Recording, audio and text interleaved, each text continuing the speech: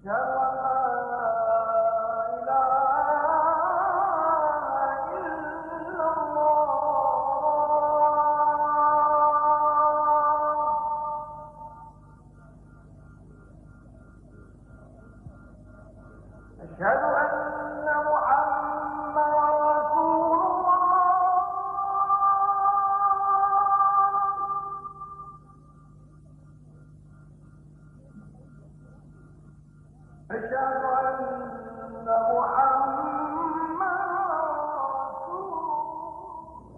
alaikum.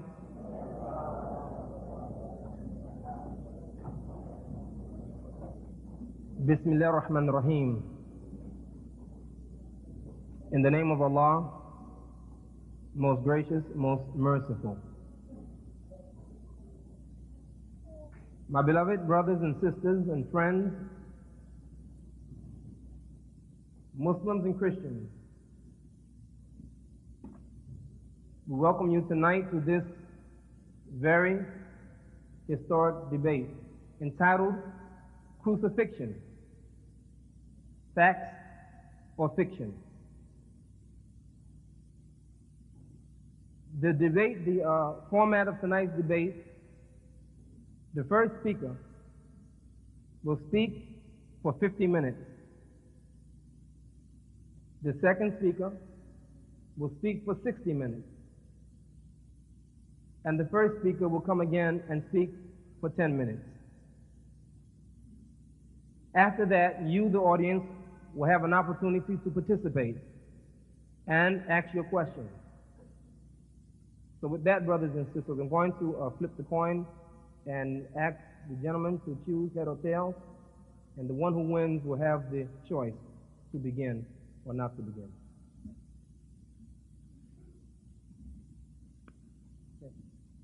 Ahmed Deedat. أعوذ بالله من الشيطان الرجيم بسم الله الرحمن الرحيم وقل جاء الحق وزهق الباطل إن الباطل كان زهوقا وننزل من القرآن ما هو شفاء ورحمة للمؤمنين ولا يزيد الظالمين إلا خسارا صدق الله العظيم. Mr. Chairman and my dear brothers and sisters, at the outset, since I'm beginning the talk, and I see a lot of faces which appear to me to be those of the Christian faith, I would like to put forth our position vis-a-vis Christianity, that Islam is the only non-Christian faith which makes it an article of faith for its followers to believe in Jesus. No Muslim is a Muslim if he does not believe in Jesus. We are made to believe that Jesus Christ was one of the mightiest messengers of God. We believe in his miraculous birth, which many modern-day Christians do not believe today. We believe that he was the Messiah, translated Christ. And we believe that he gave life to the dead by God's permission, and he healed those born blind and the lepers by God's permission. As such, the Muslim and the Christian is going together. But the parting of the way takes place on three bases. Number one, the original sin. Number two, the divinity of Christ. And number three, the crucifixion. These are points of differences between the Muslims and the Christians. With regards to the subject of crucifixion, as you see here on this banner here, it says crucifixion, fact or fiction. Now the Holy Quran gives a direct answer to that question. It says, Bismillahir Rahmanir Rahim, in the name of God, most gracious, most merciful. وَقَوْلِهِمْ إِنَّا قَتَلْنَا الْمَسِيحَ عِيسَى ابْنُ مَرْيَمَ رَسُولُ اللَّهِ. And they said in boast that we killed Christ Jesus, the son of Mary, the apostle of God. The Quran goes on, says, وَمَا قَتَلُوهُ وَمَا صَلَبُوهُ. They didn't kill him, nor did they crucify him. وَلَكِنْ شُبِّهَ لَهُمْ. But it was made to appear to them so. وَإِنَّ الَّذِينَ اخْتَلَفُوا فِيهِ لَفِي شَقٍّ مِّنْهُمْ. And those who dispute therein are full of doubts. مَا لَهُمْ بِهِ مِنْ عِلْمٍ. They have no certain knowledge. إِلَّا اتِّبَاعَ الظَّنِّ. They only follow conjecture, guesswork, fiction. وَمَا قَتَلُوهُ يَقِينًا. For of a surety they killed him not. It calls this event described by the Christian as crucifixion, C-R-U-C-I-F-I-X-I-O-N, crucifixion, to fix a person on the cross, anyhow, by nails or ropes or strings, and have him killed. To crucify means to kill by hanging or impaling on the cross, F-I-X-I-O-N, crucifixion. We say it is cruci, F-I-C-T-I-O-N, fiction. It sounds the same, crucifixion or crucifixion. The spelling gives us the difference between the two, that in the Islamic point of view, it is a fiction. Now, when we say that it is a fiction, the Christian brings forth, produces his book of evidence.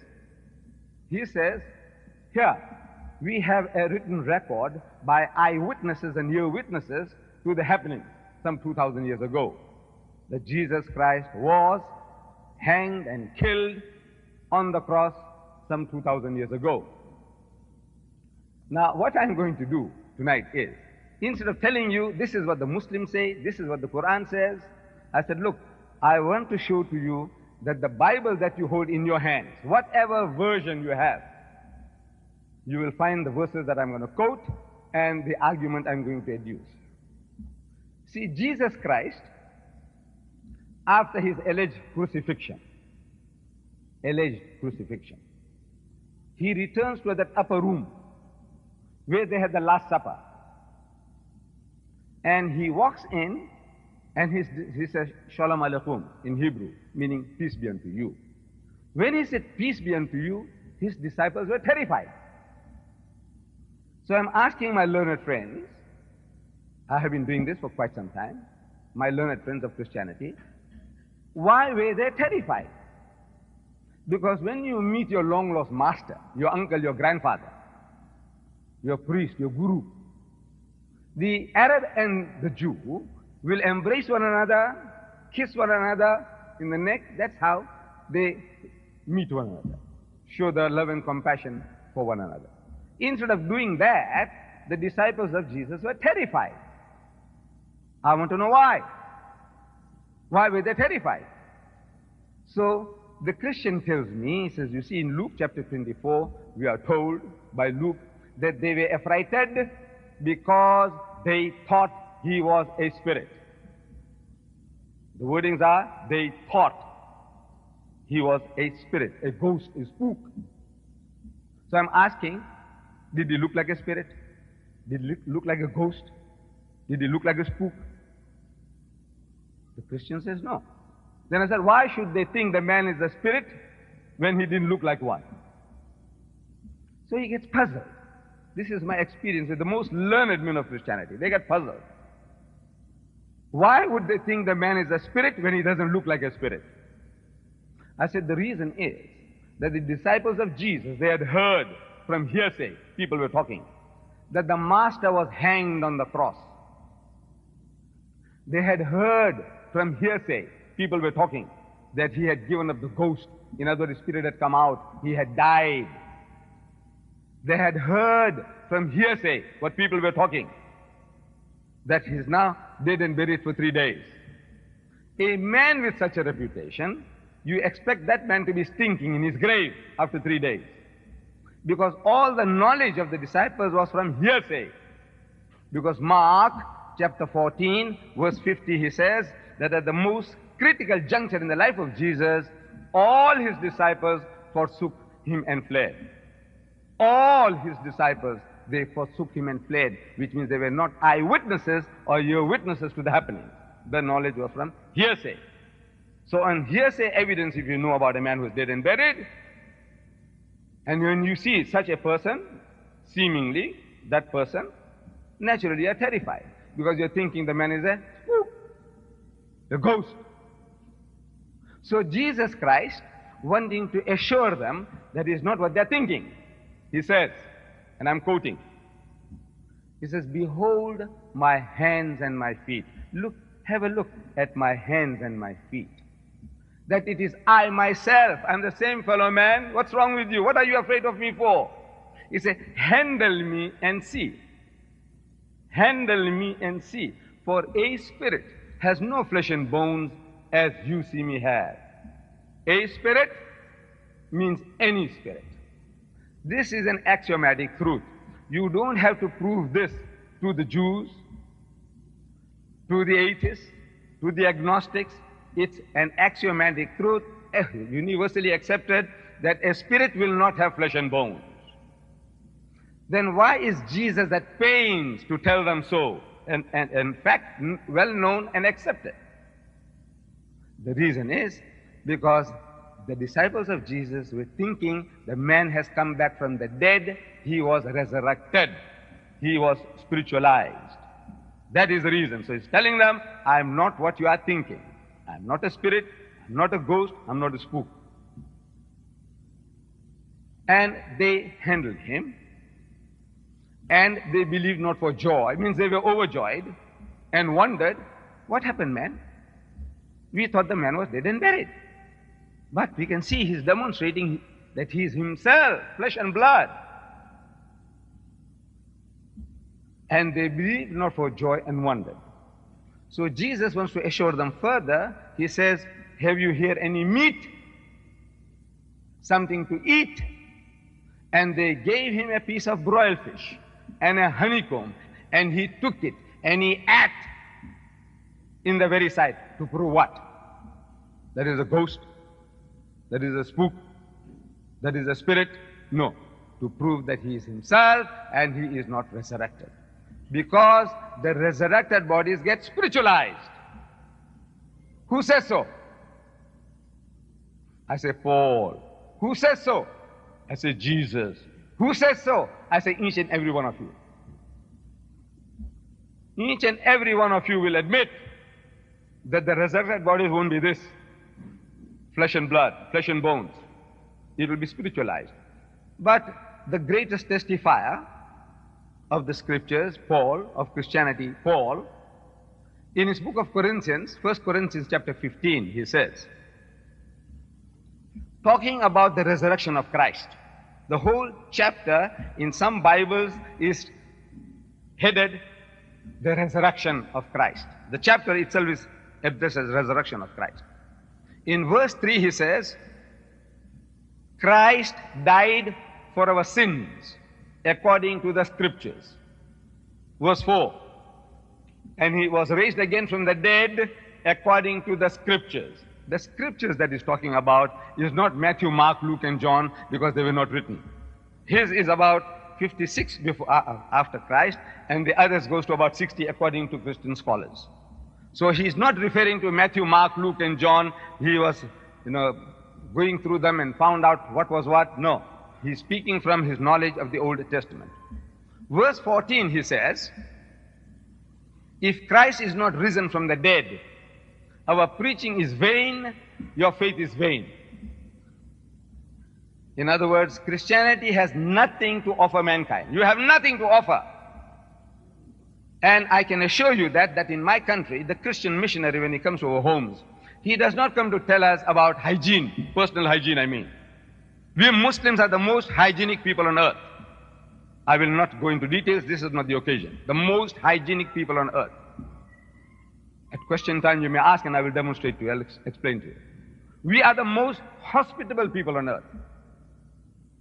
In ethics and in morality, you can't point a finger at us that we are better than you. No group of religious group in my country can show a candle to us that we are better than you. The only thing he can tell us is that you have no salvation.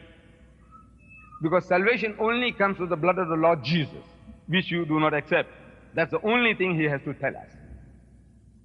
So, Paul says that if this didn't happen, then your preaching is vain, useless, worthless, and your faith is also useless, worthless. As the American would put it, it's all garbage. Your religion is garbage if you didn't have this. This is the only sales point that you have. Then in verse 35, he says, someone may rationally ask, how do the dead rise again? And with what kind of body will they come? He poses this question not seeking information from us, but it's a rhetoric question, and he himself answers it in verse 42. He says there that that which is sown, means buried, it is sown in weakness, it is raised in power. It is sown in corruption, and it is raised in glory. It is sown, means buried, a physical body, and it is raised a spiritual body. Once you die, this body, this physical body, is put into the dust, dust with dust, from dust thou art, and to dust thou shalt return, finished.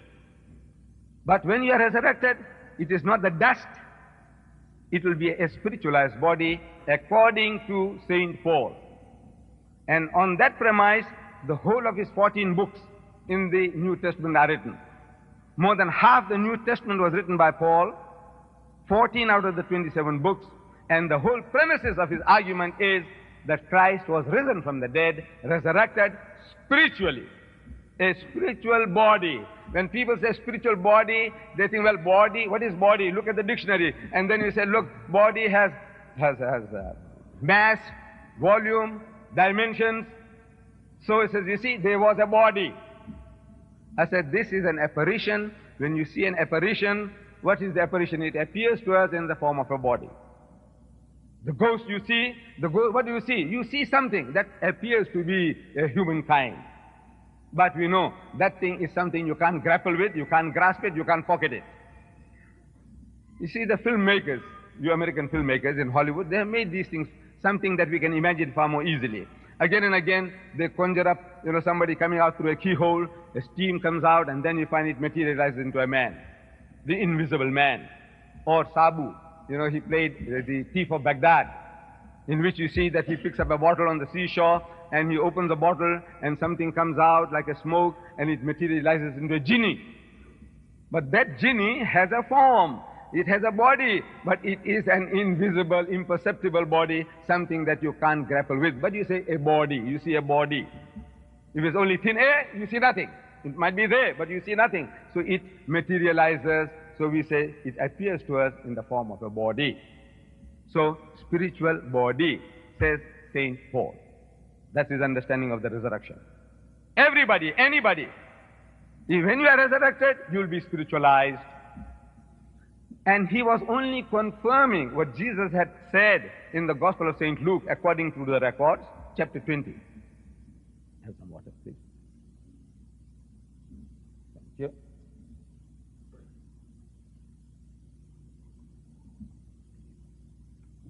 In chapter 20 of Luke, we read there that the Jews, his own people, they come to him. They were always coming to him with poses and riddles, trying to trip this man of God. Now they come to him and they say, Master, in the Hebrew language, Rabbi, respected learned man, priest, bishop, whatever, Rabbi. There was a woman among us, and that woman, according to a Jewish practice, had 7 husbands. See, there was a Jewish custom that if one brother died, and if he left no offspring, then the second brother takes her to wife. And when he fails and dies, the third fellow takes her to wife. And when he fails and dies, the fourth, and the fifth, and the sixth, and the seventh. 7 guys had this one woman, one after another. But there was no problem, because it was all one by one. So they're asking Jesus now that at the resurrection, which guy is going to have her? Because they all had her here. So if you have her here, you're going to have her on the other side. This is natural. Suppose you and your wife are resurrected and you see on the other side me, say, darling, sweetheart, come, sweetie. This is natural. If you recognize your wife, on the other side, he says, well, the closeness that you have established on this earth for 5 years, 50 years, you have been together as husband and wife. Now you want to establish or continue the same relationship on the other side. But at the resurrection, since everybody is resurrected instantaneously, simultaneously, same time, then the 7 brothers waking up one time and they see this woman, then everybody will be going after her. You see, He says, this is mine, I had her. The other guy says, this is mine, I had her. Everybody had her. And everybody will be fighting over this one woman as wife. And there'll be war in heaven between the 7 brothers. These people can't get away. This is mine, this is mine. Now, where you come from? He says, I had her. Because they won't remember the other guys having her before them. You see? So they want to know from Jesus which guy is going to have her on the other side. Because they all had her here. In answer to that, Jesus says, he says, neither shall they die anymore. Meaning that once they are resurrected, they will be immortalized. Neither shall they die anymore. They will be immortalized. In other words, the things that kill a person, lack of food, shelter, clothing, rest, these things will not be necessary on the other side. Once you die, you do not die a second time. No more death, immortalized. This is the physical body which has got its physical needs. Food, shelter, clothing, sex, rest. That body, no food, no shelter, no clothing, no sex, no rest of the type that we know. It will be of some kind, other kind, spiritual kind, but not this kind. So he says, neither shall they die anymore. For they are equal unto the angels. In other words, they will be angelized. They'll have spiritual bodies like angels. What kind of bodies they have? Not this. For they are equal unto the angels. They will be angelized. They will be spiritualized. They will have spiritual bodies. They will be spirits. For they are equal unto the angels and the children of God. For such are the children of the resurrection.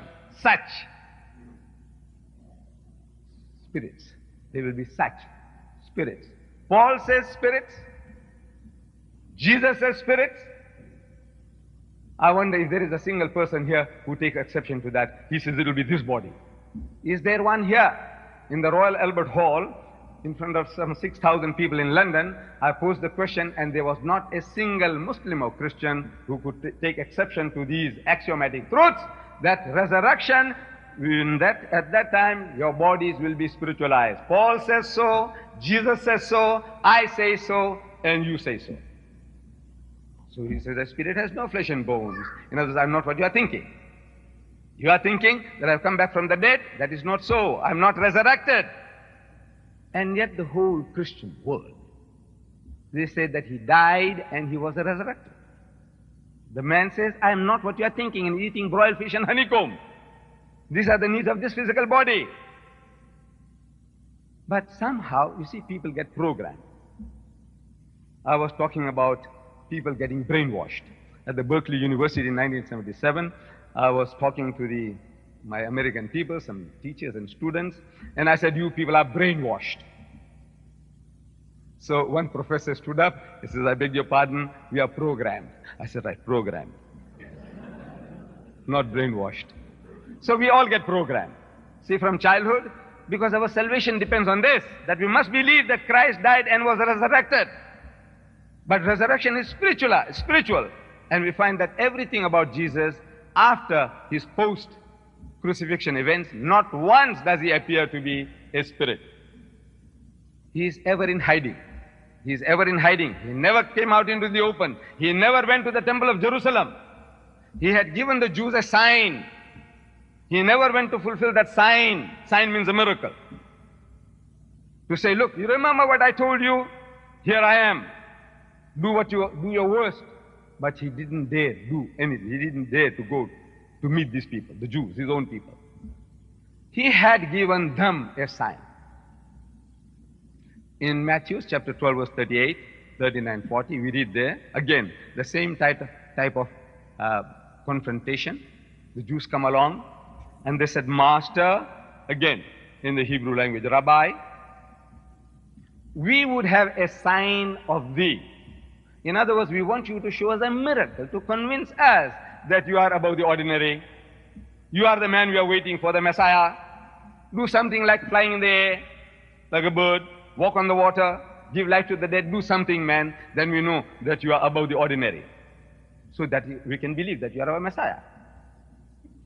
In response to that, Jesus says to his people, he said, an evil and adulterous generation seeketh after a sign. It's a horrible nation, horrible people. You're looking for miracles, tricks. Tricks to convince you that I am a genuine man of God. You want me to show you some tricks? Magic? He said, an evil and adulterous generation seeketh after a sign, but there shall no sign be given unto it. No sign, no miracle, except the sign of the prophet Jonah. Only one, none but one. For as Jonah was 3 days and 3 nights in the belly of the whale, so shall the Son of Man, referring to himself, be 3 days and 3 nights in the belly of the earth. This is the only sign I'm prepared to give you. The only miracle I'm prepared to concede to is this. He didn't say, you know, blind Bartimaeus, I healed him.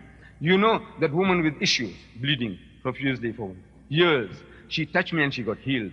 You know, I brought up Lazarus back from the dead. You know, that girl, she had died and I brought her back. You know, that fig tree, I destroyed it from its very roots. You know, I killed those 2,000 pigs. You know, I turned water into wine. Nothing. Nothing of the kind. He never showed any of these things. He says, look back, man, what I have done so far.